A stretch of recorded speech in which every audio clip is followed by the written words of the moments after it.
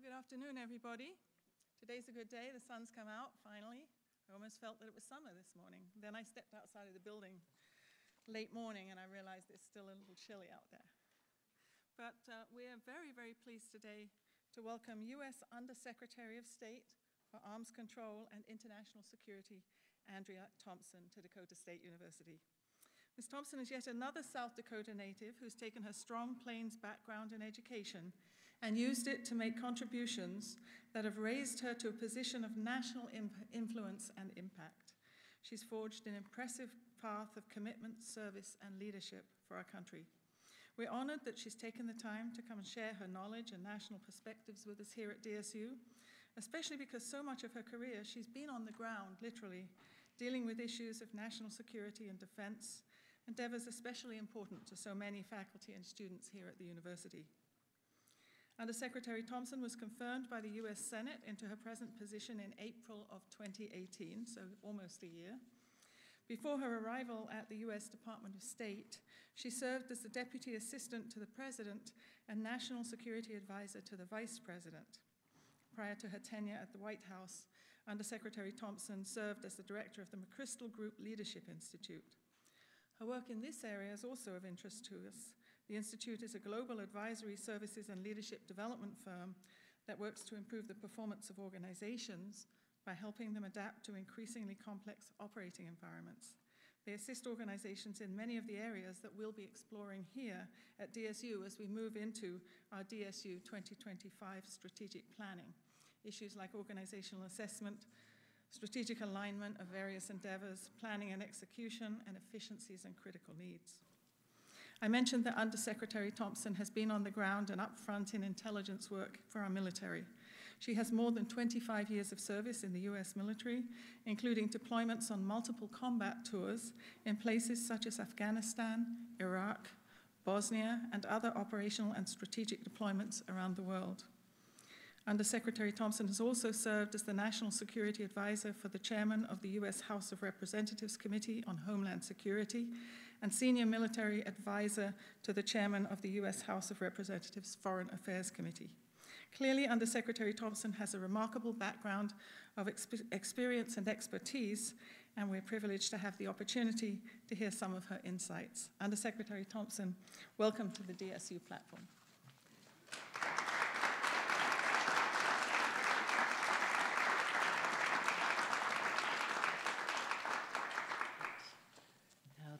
Thank you, President Griffiths, and thank you to Dr. Hansen for the overview this afternoon. And also, I'd like to thank, you all know who he is, responsible for the program here, but I'd also like to thank Mr. Miles Beacom for coming up from Sioux Falls. We had the pleasure to meet last night and talk about legacy and building future for South Dakota, and he's an incredible part of that as well.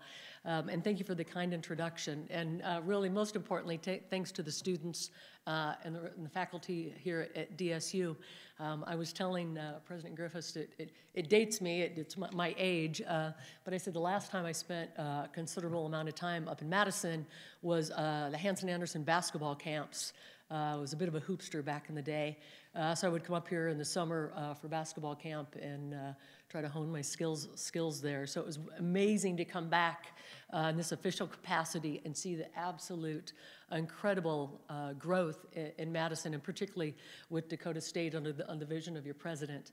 We had the great honor to meet, I think it was a couple years ago now, when I was actually 17. So when I was working with for Vice President Pence. And to see that we talked about, there's people that have vision, and there are people that have vision and can put it into action. And that's what I'm seeing here today. We had sit down and talking about some of the vision for the university. And now to see that the Mad Labs will open up in the fall, and it was just kind of a back of a napkin with a pen, if you will, when we were talking about it a couple of years ago, to see that come to full circle and to have open up for not only the research and development academics, but outreach that will work with our national agencies as well. I'd like to spend, I know for time, hopefully this isn't going to be one way, I'd like to spend a few minutes talking about my portfolio at the State Department, what we do, maybe a little bit about my past work, but then I'd really prefer to have it be the question and answer piece. I know I get more out of it when I hear what's important to you, and it's more of a dialogue rather than being in a little bit of send mode. So think up some good questions for me, because I hope we can have most of the session here be about dialogue. So, as Dr. Griffiths said, I've been very fortunate to serve 4 positive mentors and hopefully be a positive mentor. When I was an undergrad down at USD, we're all one team. I said we're all one South Dakota team, but I am a USD grad. I went to USD for journalism, a journalism degree, and also to play basketball. And didn't know then, in the fall of 1984, that in 2019, I'd be Undersecretary of State. But what the road that kind of took it there is I continue to follow my passion, what I love to do, and surrounded myself with strong role models and mentors that help take you along that path. So I went there for journalism, studied it. I've really, my goal, and I'll share this openly, my goal, I loved sports and I loved journalism. So I really wanted to work for Sports Illustrated. That was my goal. I thought, if I can go to athletic events for free for like the rest of my life, what a great gig. So studied that and ended up taking a military science class, free social science elective. I mean, what student doesn't love a free elective? So I took Military Science 101 because it was a free social science elective.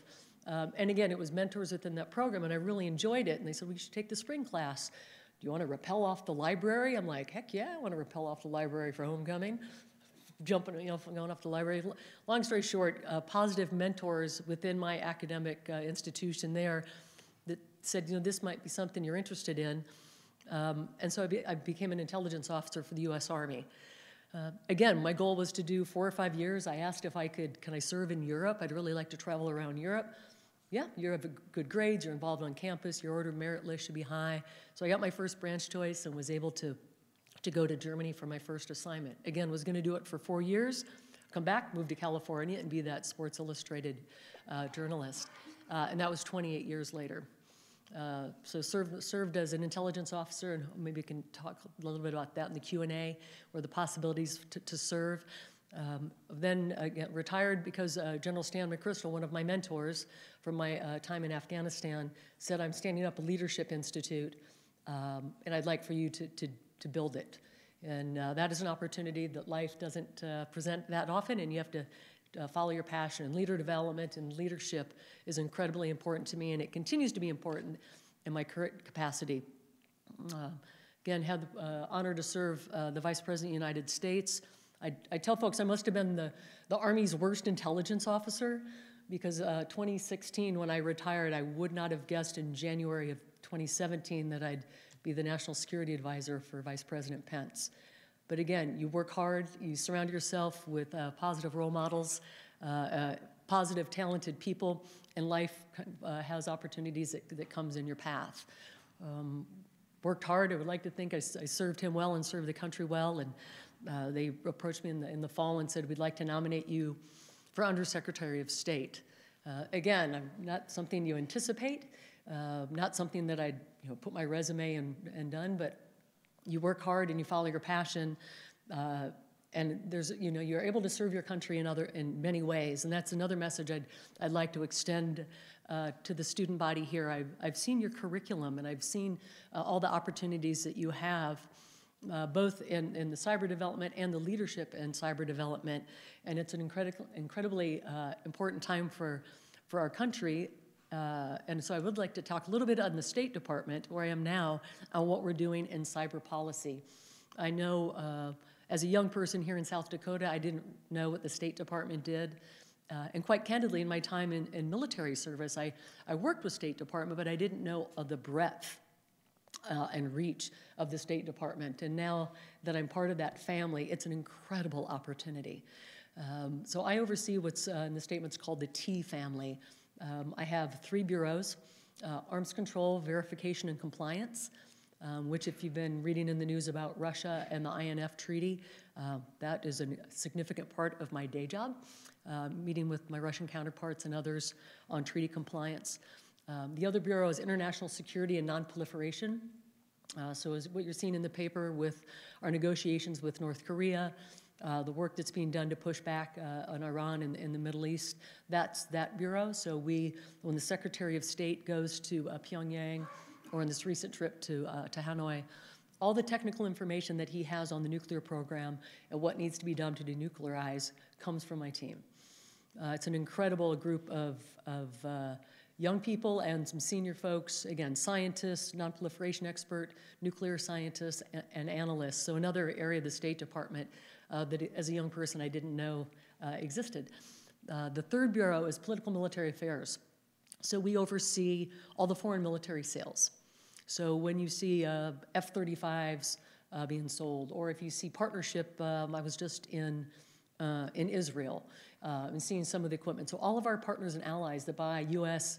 goods, U.S. defense goods, that helps our economy and our jobs at home and helps their partnership so they can do their own defense, and so we don't have to deploy as many young Americans abroad because those countries can defend for themselves. So all those foreign military sales I also approve and oversee at the State Department.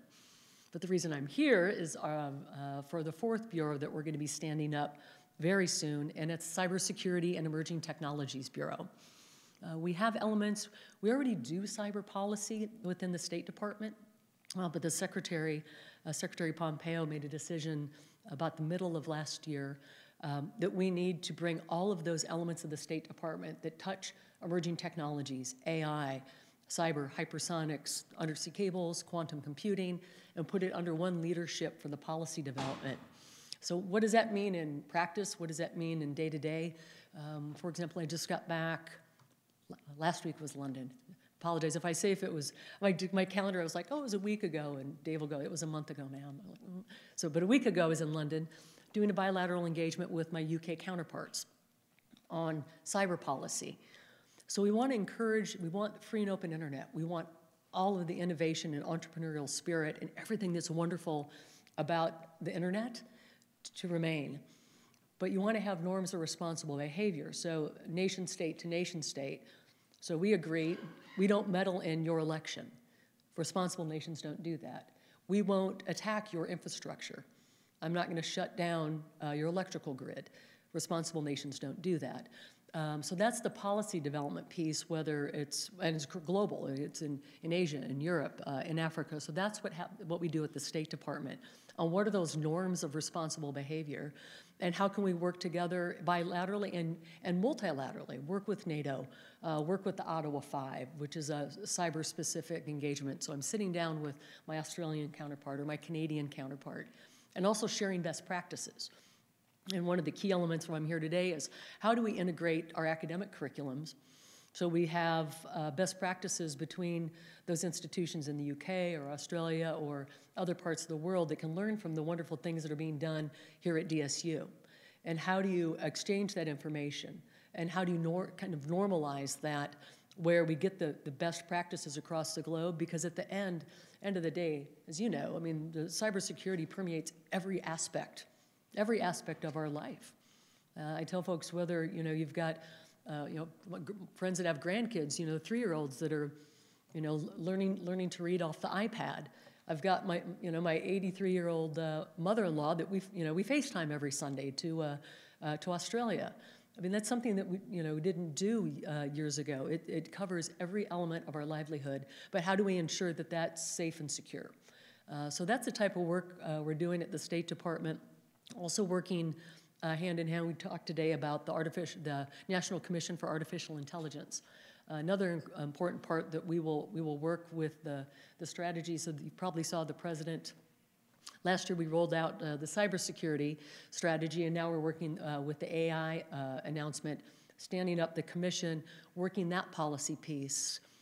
Again, met with some leaders yesterday, and with AI, we see all the positive applications of AI, whether it's in the healthcare sector, whether it's in the academic sector, technology, but how do we also ensure that all the things that make AI useful aren't used maliciously? So again, I oversee nuclear nonproliferation. How do we ensure that technologies in AI aren't used so someone can launch when you launch a military piece of equipment, that it's not diverted and hitting innocent civilians or a third country? Will there be a possibility in the future as we verify arms control agreements? Can I use AI to verify this? And there will be a human in the loop, but now it's fairly physical presence. Can we do it through AI? That's where I look to the audience here, and I know this generation is going to be the one that puts that into practice. I'm also very excited. I was telling Dr. Griffiths, one of my priorities as Undersecretary is recruiting the next generation of digital diplomats. And that's where I see the possibilities here. I know growing up, you want to serve or you want to do what you're passionate about and what you love to do, and there's so many options out there. So for this group, I just tell you that the State Department's an option. You may want to go to private industry. You may want to go to the cyber national mission forces in the military, but know that another option to serve is within the State Department. And we, like I said, we serve across the globe, every embassy and consulate. And again, for me, I really wanted to see the world. But again, I always wanted to come back to South Dakota. Was born in Pierre and raised in Sioux Falls. Graduated from the U. My family's still in Sioux Falls. And for the team that comes to visit at the State Department, they tease me a little bit in my welcome area to the office. There's a South Dakota trivia book Mom gave. So you come into my office, it's a USD mug, but it's South Dakota. Got my USD coffee mug. There's also, the South Dakota coffee table book. Beautiful imagery of across the state. And I use that on purpose as it's a catalyst. So I host my foreign counterparts, and they're like, "Oh, where's that?" And I'm like, that's most people know Mount Rushmore and the Badlands, but I'll be, "Oh yeah, that's outside of T, or that's outside of Canton, or that's Yankton, South Dakota." And so I would just tell you that the opportunities to serve, but continue to stay linked to the great state of South Dakota. For I know some of you aren't from South Dakota. We do allow North Dakotans into the program, right? We had to razz Dr. Hanson a bit. But just know that that's an opportunity to serve abroad and to serve at home. And with that, if I may, I don't know for time, but I really would like to spend the majority of the time hearing what's important to you and answering any questions. Again, cyber-specific or anywhere in my portfolio. I'm pretty open to almost anything for questions. So with that, I'll open it to the floor. Hopefully you guys will challenge me for something. It was a really dynamic group. Not to do inter-school rivalry, but the USD group last night asked me questions for about 30 minutes. So challenge accepted. Yes, sir. Yeah, so I have a quick question. I know you're talking about cyber policy between nation states and nation states. How do you go about addressing cyber policy between individuals from other countries? I mean, the internet's a very broad place. It's all-encompassing. How do you enforce U.S. policy on non-U.S. citizens that aren't affiliated with the government? Yeah, great question. And that's the policy piece where you work with, we traditionally work within the government, but it's also an important piece to work with our private industry. And particularly in this field, and again, no surprises to the folks in this room, but the rate of innovation and technology and our rate of policy are on two different cycles. The policy is so slow to keep up.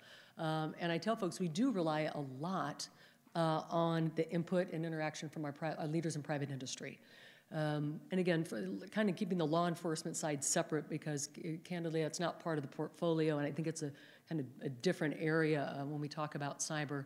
But working with private industry, and again, working with educational institutions, and working with our partners abroad, as we do find that there are a lot of commonalities between the leaders, like I said, U.S. and other countries, and to take the next step with that.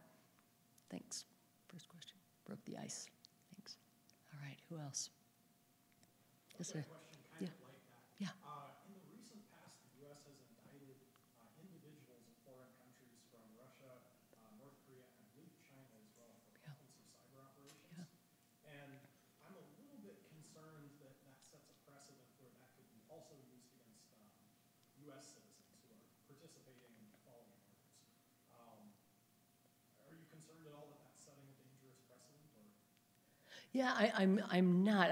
So maybe an example from another area of my portfolio that we found to be successful, again, in those international organizations, with quite candidly sometimes don't have enough teeth. They get together, they talk, but they don't have as much action that perhaps they could. So an analogy, so the OPCW, Organization for Prevention and the Use of Chemical Weapons, international body that we contribute to, an international organization, that recently after the Salisbury attack, where the Skripal case, where the Russians attacked their own citizens on British soil, that this organization said, you know, we don't have kind of the consequences. We don't name and shame, if you will. There's no consequences to those actions. So they recently put together, not legislation, but the initiative to say, no, we're going to call out, again, as responsible nations and say, this isn't allowed. You can't attack people with chemical weapons, whether it's the Russians doing it on the UK soil, whether it's the Assad regime in Syria, to get that attribution mechanism. So we're finding that now it's just kind of, I would say, in the, not initial stages, but you're finding more and more, whether it's the NotPetya attack and other cyber attacks, that countries are now saying, Russia, China, North Korea, we're not going to, we know it's you. And we're not going to allow that, again. And you find that it's not just a unilateral U.S. action, but now more and more you're getting other nations to bind together. It may be 5 or 6 countries, or it may be the UN making a statement, or NATO, but you're finding more and more countries are saying, again, back to responsible nation state, we're going to call you out. We're going to name and shame, and there's going to be consequences with that. But again, and you learn best practices, because I tell folks there's no border when it comes to cyber. This isn't you know, a hard border. If it permeates, if it hits us, it's probably hit somewhere in Europe. It's probably hit somewhere in Asia. So how do you work as a collective to call those folks out? And, you know, we know you, we see you, we'll find you, and what are the next steps in the offensive piece. But again, you're doing so much work here. I'd also welcome your input. It keeps the staff incredibly busy. When I go to academic institutions, and I love to say, if you have ideas on this, if you have research papers, if you have a doctoral you know, a thesis, or it's something that you've written, or an abstract, that you're like, boy, I think this would be really useful. Like, someone should read this in the government, or this is an idea. Please send it to me, and I'm very sincere about that. I find as we problem solve, we're better together. We're better with those fresh set of eyes and opposing opinions. I mean, that's the other part. If you all get on the same train and there's no diversity and no red teaming, I tell the team, every plan I put into place should be red teamed. Every plan. I did it as an intel officer, you know, when I'm in Iraq and Afghanistan. When I give advice to the commanding general on what he's going to do, I want people to poke holes in that plan early and often. So we do it before we're deploying troops on that space on the ground. Poke a hole in the plan. It's the same way with our cyber policy. I'd much rather that we give diverse opinions and poke holes in the plans at home before we put it into place abroad. So if there are ideas that you have, again, we'll have, where's Dave? He's probably roaming around here somewhere. We're taking notes. We're taking a photo, probably. Anyway, Undersec-T is my Twitter handle, and I will get you my card. But I'm really interested in the ideas that you have. You're working it every day, offensively, defensively, from the leadership standpoint. I was walking through and seeing in the gaming and animation piece. I mean, there's so many applications in simulation. The things that we can do at home through simulation, so we don't actually have to go to that danger zone, to that place where it could put people at risk. We work out the risks at home. So if you have some ideas, the Secretary's very open to the collaboration and innovation, as is the President, and it's great to push those ideas in. So sorry, long answer, but very, very passionate about it. So thank you for that question. All right, yes, ma'am. Nope.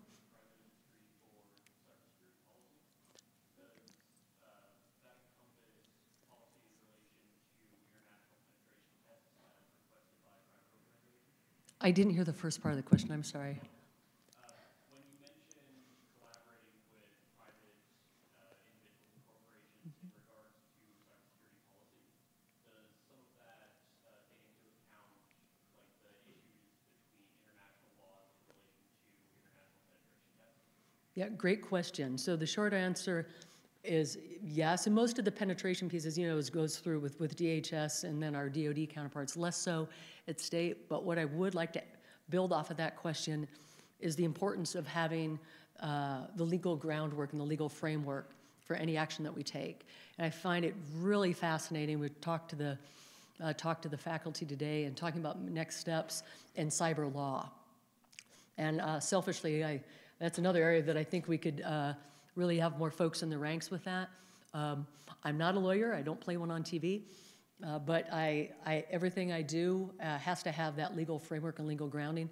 And so I think the cyber law piece is a fascinating part of what we're building with the law school down at the U and others, where you have that, not only that operational experience, because you've seen it from kind of the hard science side, but you have the legal framework. So for folks that are interested in that field, I think that's really going to continue to be important, but probably even more so as we go forward. So yeah, thanks for that. Yes, sir. You talked about how the pace at which technology is quicker than the legal side.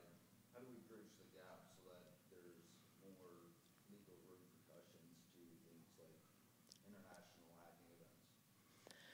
That's a great question. I firmly believe we can do better, and we need to work together. And that's, you can't do it in isolation. And as I said, with the hacking events, if it hit us, it probably hit somewhere else. Not always. And if it hit us, did it hit government and private industry? So we need to kind of flatten that architecture so it's a quicker response time. I know DHS is working out hard. Chris Krebs over at DHS is doing incredible work to get again, not only the policies, but working with industry on making sure the reporting mechanisms, whether it's through the certs and et cetera, to making sure companies not only know it, but react to it. But again, I welcome your insight on that. I think it's always, nature of the beast with policy and a little bit of bureaucracy. I don't think it'll ever catch up to technology. I think that's kind of nature of the two, but we've got to get better on moving our policy quicker to keep up, because adversaries, in many cases, there's no rules attached. They don't have to work through laws and regulations and ethical foundation of that, because they just don't have it in their mix. So that's something that we will lag. It's an important lag. It's important that we don't compromise that, but we got to get faster. Absolutely. Yes, ma'am.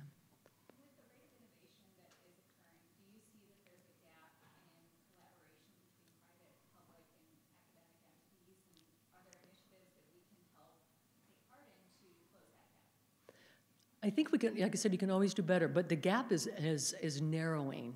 And I think, again, technology has been a forcing function in that to help bridge the gap, not only because of just the general characteristics of technology, but the fact that it now has so many touch points. So it's bringing folks together. And so that's one of the other conversations we had today. How do we get the relationship between the amazing institutions that are doing the work in the educational field and our government leaders? And how do you do that and bring industry in? And so we were talking about some of the growth of the tech sector here in South Dakota, and how do you bring that together? And I think it's twofold. One, it's kind of the formal functions. You have conferences, you have conventions, you have engagements, but it's really the people-to-people network. And I think as you extend that web, if you will, and all the connectors, we will by nature narrow that gap. There's so many good things being done in academia, but how do you know what's being done in industry? But I find that in this job, at least, some days I'm meeting with presidents of universities. The next week I'm meeting with the deputy foreign secretary of a country, and the next week I have one of the major technology companies, their reps in my office. So I think as we get more of that, by nature, it'll bridge the gap. But I think there's always going to be some of that. But I find that with technology, it's narrowing. We talked about online classes, and there's just so many different ways that we're connected that I think by nature are going to bring us closer together in a positive way. Yeah. All right. Sorry. You can twofer. No, you can twofer. The back row's skating a little bit right now. You got to get. Yeah. So in regards to the State Department with policy on the cyber law, and this is less of a law, what is the state's kind of view on companies like Facebook, which have recently kind of come under media attention for having what they would consider anti-consumeristic policies with cyber? Would the state's policies affect large companies like Facebook, Amazon, Google to almost monopolize the internet? Yeah, I know for the State Department that is not part of my portfolio, so I would prefer not to address it. Like last night, someone asked it was an econ question. I said, I'm not an economist, so I would prefer not to answer the econ question. So when it comes kind of to the trade and the commerce side, I would prefer not to do that, but because at the State Department, that's not part of the portfolio. What I can tell you as we work with other countries on what are their policies, because again, it's an international market, right? It's an international business relationship. So we need to work with our partners and allies because we've got that economic tie. So we need to know what they're doing, and they need to know what we're doing. So I don't know if that makes sense, but from the diplomatic, that's where, when I have discussions in Europe, when I have discussions in Asia, it's what are they doing? And we also have within the State Department Economic Bureau. And we have a lot of work with EB as they do digital commerce, digital economy, CFIUS we talked a little bit about. So that kind of broader policy gets worked in the State Department as well. Thanks for that. All right, hit me one more for extra credit. Okay. Ethics. The European Union has a distinct difference approach to privacy than America, and with the communist Chinese approach to a complete control on information, how do we as a global community develop a cyber ethics as a whole? Great question. Something that we are working daily at the State Department. Whether it's working, like I said, comparing, contrasting with the privacy, because there are countries that have different privacy laws, and domestically they approach privacy very differently. And then you've probably seen reporting of late with the Chinese backed with Huawei as an example on with what they're doing with 5G. So we've worked that very hard, and it's kind of an education and informing. And I see some parallelisms with, like I said, I oversee the foreign military sales, where we do Leahy vetting for human rights. We do end-use monitoring. So when you sell a piece of equipment, if it's not used for its intended purpose, there are implications and consequences with that, and we monitor that. And I see that there are some parallels in that with the cyber domain. There needs to be implications and consequences when it's not used powers for good. And we talk about 5G. And so education and informing as we work with partners and going, listen, there aren't any ties associated. The Chinese, they fill the gap because they don't have rules and regulations. They sell it to you cheap, but there's a reason they're selling it to you cheap. And it's worth the extra money to have the secure network. But we also have an obligation to help fill that gap. And that's, again, look to the great minds. And here as we go, the innovation and activity for U.S. companies. So when other countries have an option, the U.S. is always best postured to do that. Because as you find with economic prosperity, we talked a little bit about that last night, the economic prosperity brings not only the monetary piece, but the security piece. So we're working very closely with counterparts and sharing intelligence and information. Because you can't take it just a big hand wave. You have to go, no, and this is what we mean when a nation state is going to have access to your network and your data, says someone that was part of the OPM hack. A couple of nation states, I was telling Dr. said they don't send me a birthday card on my birthday. They have my social, my birth date, my place of birth, and they don't do anything positive with it. But no, great question. Yes, sir. Do you think it's getting more difficult for intelligence officers to maintain cover in an era when all data is recorded and retained? Oh, that's an interesting question. I guess the short answer is I don't know. I mean, I left the intel ranks a couple years ago. My personal opinion is, anonymity in general is hard, and with the digital footprint, it even makes it more challenging.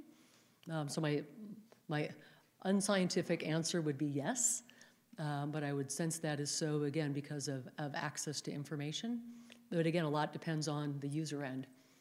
What's your digital footprint? How much are you putting out there? No one cares what I baked for dinner last night, but some people find that of interest. So thanks for that. And there was a question in the back, or two. I'll start on the left and then the right, or as mirror effect, my left. Yeah. So based off of AI, do you believe there should be a line, set up an international policy to pretty much draw a line on what AI can actually influence? Because if AI gets corrupted in any way in certain areas, that can be catastrophic for any nation. Yeah, great question. The short answer is no, and this is why. I think when you do a hard line, you're going to stifle innovation. I think when there's a hard line, it may limit the opportunities we have. But that said, there needs to be norms.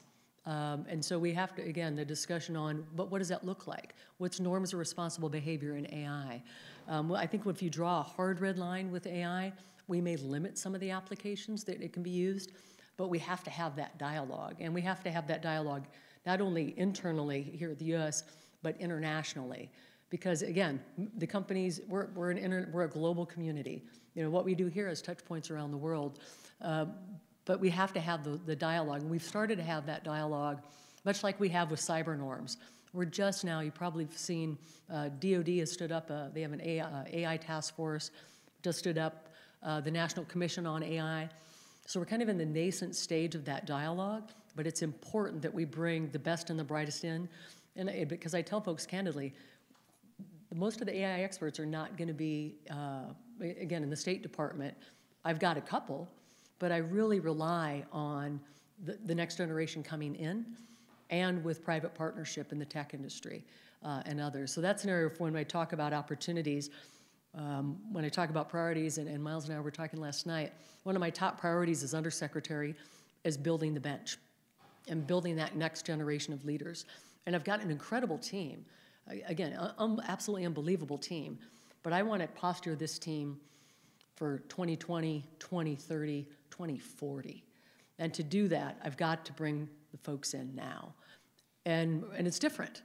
I mean, the education that you're exposed to here at DSU and what you're working on, I'm looking in the labs, that didn't exist years ago. It didn't even exist, and now you're leading in that field. So how do we make sure that not only in the private sector, where you're going to make good money, I guarantee it, you're going to make good money, but how do you contribute to the future of your country? How do you contribute to the national security of your country?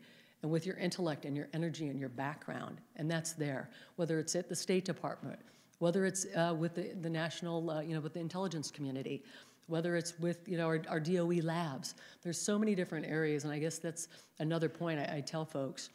When I was 20, I had passion, but I didn't really know where the passion was going to go, but I followed it.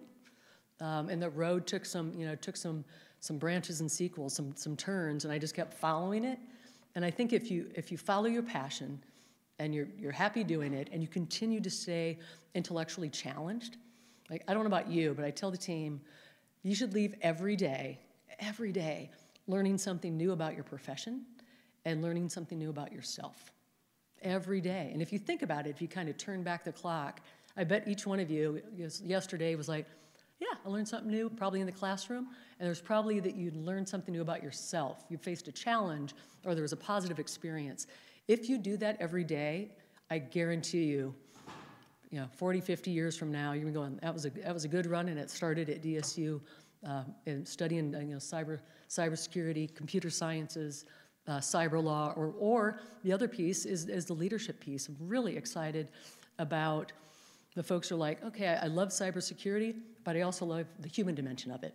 And to integrate those two and have the cyber leadership, I think has incredible applications, not only in the policy piece, but in the corporate world. So really excited to hopefully come back and see it. There's probably, 15 students, I think, in a program now. I told President Griffiths, I said, my goal is to have at least 6 or 7 be in the State Department after they graduate. That's an area where again, really excited about the next development. So, sorry, got a little soapbox there, very passionate about that. Yes, sir. My question concerns deep fakes at an international level, the idea where you can take video or even audio in very high quality and produce, a video of, say, a national leader saying something totally inappropriate. Yep. It could take, a period of hours for that to be identified as false, but in the meantime, we could have vast amounts of people effectively social engineered. Internationally, what's the State Department's approach on something like that? Yeah, no, absolutely. We're working, so in each embassy, we're training the digital diplomat. So you'll have a cyber policy officer at each location, because we've seen, again, at unclassified level, we've seen Russia, among others, and we're working with partners and allies to not only detect it, but to be able to message it. Because you're right, for example, in Ukraine, we tied predominantly, not always, but usually in an election cycle, either on the front end to tweak the messaging or to make people believe something that's not true, or again, statements that aren't true. So we're working in partnership with, again, with partners and allies on how do you detect it and how do you get that counter message out. Incredibly challenging. Again, incredibly challenging is you look at someone and thinks that it's a leader of a country or a candidate, and they've never said what they said, but people believe it. And we're finding that a lot with some of our Eastern European partners and other places of the globe, but really focusing as Russia pushes out. We've seen it in the Baltics, we've seen it in Ukraine, we saw it Montenegro before their election, and as they tried to, when they're working towards NATO membership, Russia did really hard messaging to try to distract that and drive a wedge. So great question, incredibly challenging. Yes, I'll go into the back and just, yes sir, that'll work out.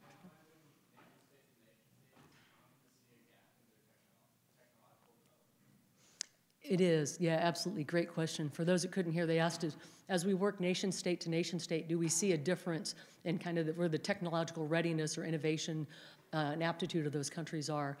Yes, again, there's, depending on the progression of the country, depending on really the financial livelihood of those countries, how much they can contribute, but that's another area where State Department is working hard to provide capability and training and access to some of these states to stand that up. It was really interesting. One of my first trips was to Estonia. And if you're studying cyber, you hopefully have studied quite a bit about what Estonia has done with I call it E-Estonia. Almost everything they do in that small Baltic state is digital. You can, if I am I want to start a small business, I could probably go online and have authorization online, voting, just most of their government infrastructures, and it's an incredibly small country, but because of lessons learned really from being hacked significantly from Russia and how they kind of skipped a few generations to react to that. So it's not necessarily the size of the country. There are small countries that are doing amazing work, and there's larger countries that may be lagging a bit, but that's an important part of the State Department as well on the education piece and policy piece, and in some cases funding. Yeah, great question. Yeah, thanks. From what was said about the deep fakes, the White House has the press room for doing releases, and it's no secret the president prefers Twitter for his pseudo-official releases. Is there any push for a government-sanctioned cyber sort of website to handle those kind of aspects? There's not that I know of. Again, there's regulations are good and policies great, but you also need to have flexibility to have the freedom of communication. And so my sense is there isn't. If asked, which they may not, but if asked, I would probably wouldn't recommend that. It's another modality, it's another capability. But I think anytime when you put a hard framework on something, you may limit some of the innovation, but take it back. Always an interesting idea. There was another question here and then to the back. Concerning what regulations are coming out of your department, is it being actively thought about? You mentioned earlier that the adversaries, the bad guys, so to say, they don't have to worry about any of the regulations, and good guys, for lack of a better term, do, and often that can make a difference. So is that being actively thought about and kept in mind? And then I have a really quick one because hiring was mentioned. I guess what are you looking for positions you're talking about? I mean, probably not actively engaged in hiring there, but what skill sets you're looking for? And then the other thing is the best and the brightest often come with a price tag, and Google's, Facebook's are willing to pay twice the price. Many are just much more and incentivize people a lot better. So what are you doing to incentivize those people to come and work with you? Sure. So I'll start with the last question first. You know, we'll never be able to compete with major industries on the salary. I think it's in your DNA. I really do. If you're talking to someone that served in the military for 28 years, so you can Google my salary from 1988 to 2016. But I wasn't in it for the salary. You're in it for you think if you have a call for service. And some folks either got it or you don't, or you're a young 22-year-old that goes in wanting to see Europe, and then you recognize what you're meant to do. So I would just say, and both are great choices. Going to private industry, absolutely wonderful. And you can do both. That's the other great thing. You know, folks come into the State Department and then recognize we're at kind of a different place in our careers. Some folks come in for 2 years, go to industry, come back. I have all kind of folks on my team that will come in for a few years. They might go to a think tank. They might go to industry, might come back, or vice versa. So I would say there's no wrong answer, or no right answer, really. If you follow the path that you're passionate about, and to kind of answer the other question, what you're looking for, again, it's not a hard stop, like I want these 6 things. Do I want innovative and articulate people? Absolutely. Do you want folks that have, that professional? Absolutely. You need to write well. We find, by and large, that's a skill set that really has diminished pretty significantly of late. You need to be able to write your analysis and your reporting. You need to have kind of that intellectual curiosity. And then I firmly believe that folks that are analytically attuned can find a piece in just about everything. So is there a place for hard science? Absolutely. Is there a place for liberal arts? Absolutely. So that's the really neat thing about the department. We have Intel analysts. I have nuclear scientists. I have computer experts. I have folks that are passionate about stopping human trafficking. I've got lawyers. I've got economists. They're all in the ranks. So there really is something for everybody across the building. It's really a diverse skill set. Thank you for that. There's a lady in the back. There we go.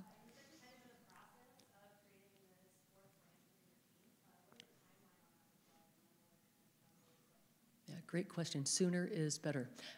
So it's moving along. I told the team my 1-year anniversary is next month, and what I really want for my 1st-year anniversary is to have that bureau stood up. So pushing it hard. We have the positions allocated. We've got the 1st year of funding allocated. We've got the physical space allocated.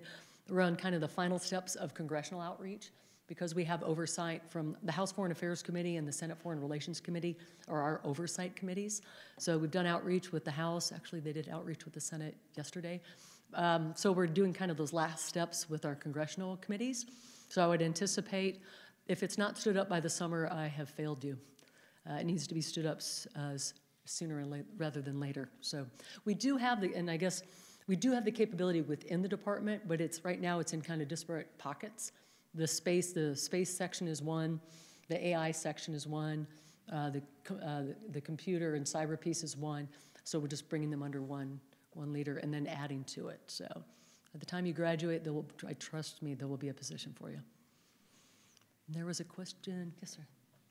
So you mentioned earlier that you've had some really great mentors in your career, and you're working on building the next generation of leaders within your organization. What advice would you give to folks that are looking to be mentored or being mentored or want to be mentored, about the importance of mentorship? That's a great question.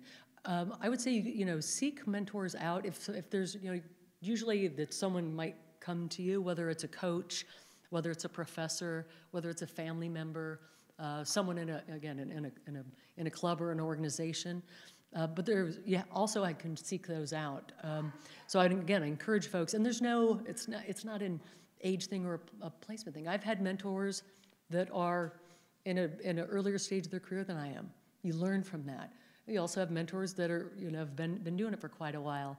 But seek them out, and you can seek them out in diverse ways. Again, it doesn't need to be within that hierarchical structure. It may be a business owner in town. Again, it may be a family friend, and it may be someone that you've read about. If you're reading through someone's life or learning through their experiences. And I also, like I said, it takes effort, but it's worth it. And when you look at in the schedule and folks say, "Oh, I have time for the people," you get sucked into approving things, and you're on email and you're on phone calls and meeting. I said, no, you've got to carve that time in your schedule. I go on Walkabout. It's at the State Department. I tell my front office staff, I'm like, carve time in the day or in the week where I can sit down with the team or go on Walkabout. Just you pop into their office. What are you working on? How are you? Take 15 minutes, take 20 minutes. it's amazing what you can accomplish in 15 minutes of exchanging information. So, but it's purposeful. And excited. I find maybe the more senior you get, the harder it is to do, but you've got to make the time. And I think as I engage with other senior leaders and query them, or folks that have done my role previously, if they could do it again, what would they do differently? And they say, I would have made more time for the people. Policy will take the time. You got to make time for the people. So, tell me about that. And there was somebody in the back that had their hand up. Might have scared them off. All right.